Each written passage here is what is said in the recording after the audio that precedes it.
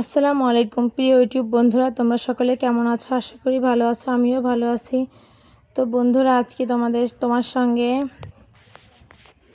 রান্নাবান্নার ভিডিও সহ আরও অনেক কিছু শেয়ার করতে চলেছি। তো তোমরা পুরো ভিডিওটা জুড়ে আমার সাথে থেকো এবং ভিডিওতে একটা লাইক দিয়ে ভিডিওটা দেখা শুরু করো।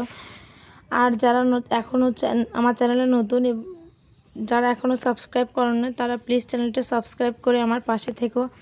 তো এই যে দেখো, এটা কিন্তু আমার মেয়ে, তোমরা অনেকেই চেনো আবার অনেকেই চেনো না। তো সে কিন্তু খুবই অসুস্থ, তাকে হসপিটালাইজড করা হয়েছিল। যেহেতু আমার বাবার বাসা অনেক কাছে, এই জন্য তাকে বারবার হাসপাতালে যে ট্রিটমেন্ট দিয়ে আবার বাসায় নিয়ে আসছিলাম। তো এখন আমি ভিডিওটা করেছি সকালে, তো রাত্রে ছিলাম না। সকালে তাকে যে মেডিসিনগুলো দেওয়ার কথা সেইগুলো দিয়ে নিয়ে আমরা বাসায় চলে যাচ্ছি। সে কিন্তু অনেকটাই দুর্বল, তো বাচ্চারা কিন্তু খেতে চায় না, মানে তাদের পুষ্টি একটু বড় হলে পুষ্টিকর খাবার খাওয়া থেকে তারা বিরত থাকে। সে না খেতে খেতে তার এই অবস্থা হয়েছে, খাওয়া দাওয়া একদমই সে করতে চায় না। তো যার কারণে সে অনেকটাই দুর্বল হয়ে গিয়েছে এবং জ্বর ঠান্ডা, এই কারণে তাকে হসপিটালে ভর্তি করা হয়েছিল। তো যাই হোক, একদিন থেকে আমরা কিন্তু চলে এসেছি হাসপাতাল থেকে। আর এই যে দেখো, আমার আম্মুদের বাসার ছাদে অনেক কবুতর আছে, তো তোমাদের সঙ্গে শেয়ার করার জন্যই ভিডিওটা করা আসলে। তো দেখো অনেক কবুতর। তো আম্মু বলল যেহেতু আমার মেয়েটা অনেক অসুস্থ, এই জন্য কবুতর রান্না করে খাওয়াবে। তো যে দেখো, আমি কিন্তু কবুতর দেখার জন্য কোন কবুতরের বাচ্চাটা খাওয়া উপযোগী সেটা দেখার জন্য ছাদে চলে এসেছি। তো কাদের বাসার ছাদে এত সুন্দর কবুতর আছে একটু জানাবা। আর এই যে দেখো লিচু গাছ, শহরে থাকি আমরা, আমার বাবার বাড়ি শহরে, এই জন্য তেমন একটা গাছপালা নেই।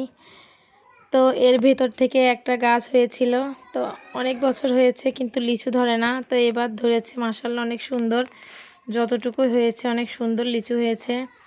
তো যে দেখো, ছাদের পরে কিন্তু ঘরোয়া পদ্ধতিতেই কবুতর চাষ করা হয়। তো আমি আর আমার মেয়ে কিন্তু খুঁজতেছি কোন কবুতরটা খাওয়ার উপযোগী হয়েছে, কারণ কবুতর একদম ছোটটাও ভালো লাগে না এবং বড়টা ভালো লাগে, কিন্তু ওরা শেখার মতো কবুতর খেলে ভালো হয়। যে দেখো, কবুতর দেখতেই কিন্তু খুব ভালো লাগে, অনেকগুলো কবুতর আছে এখানে। তো কারা কারা কবুতর লালন পালন করো অবশ্যই একটু কমেন্টও জানায়ও। আর ছাদে কবুতর সহ আরও অনেক কিছু কিছু গাছ আছে। এই যে দেখো, এটা ড্রাগন গাছ। আর এখানে ছাদের উপর উঠে এসেছে, এটা আম গাছ। আমার মেয়ে বলতেছে আম্মু আমটা কিন্তু অনেক বড় হয়েছে। আর এই যে দেখো ড্রাগন গাছগুলোর কিন্তু একদম যত্ন নেই, যত্ন ছাড়াই যতটুকু বেড়ে উঠেছে। তো ড্রাগন গাছটা বলতেছে আম্মু এইগুলো সুন্দর করে টায়ার দিয়ে বেঁধে দিতে হবে, তাহলে ড্রাগন ধরবে। আর এই যে দেখো, আমি কিন্তু কবুতর নিয়ে আব্বুকে দিয়ে পাঠিয়ে দিয়েছিলাম।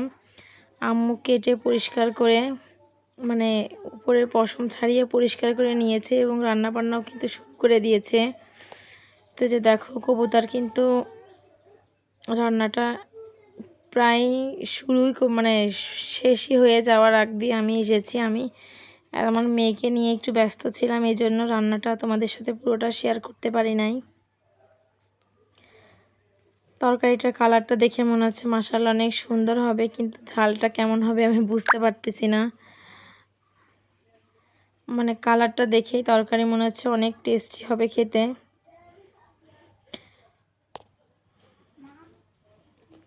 তো আমার মেয়ে তো কবুতরের মাংস খেতে খুব পছন্দ করে।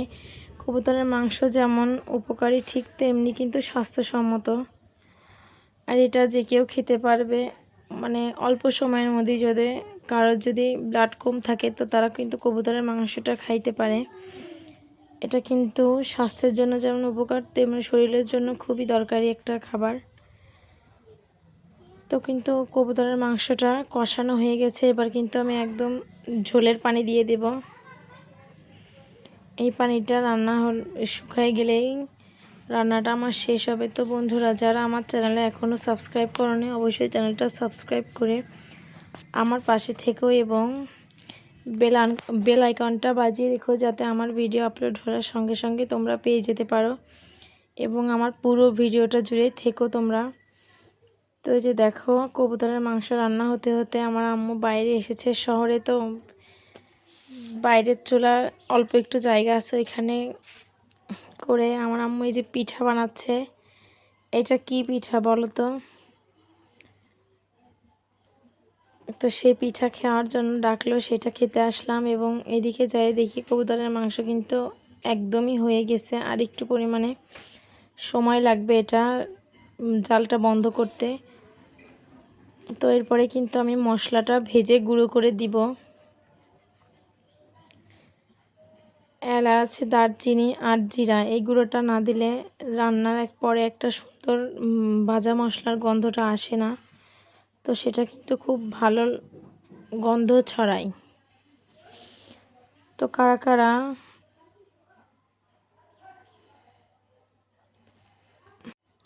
আমাদের মতো কবুতরের মাংস রান্না করা অবশ্যই জানো। এবং এই যে দেখো বন্ধুরা, আমার কিন্তু রান্নাটা হয়ে গেছে। এই যে মশলা ছড়াই দিছি, এবারেই আমি রান্নাটা নামিয়ে নেব।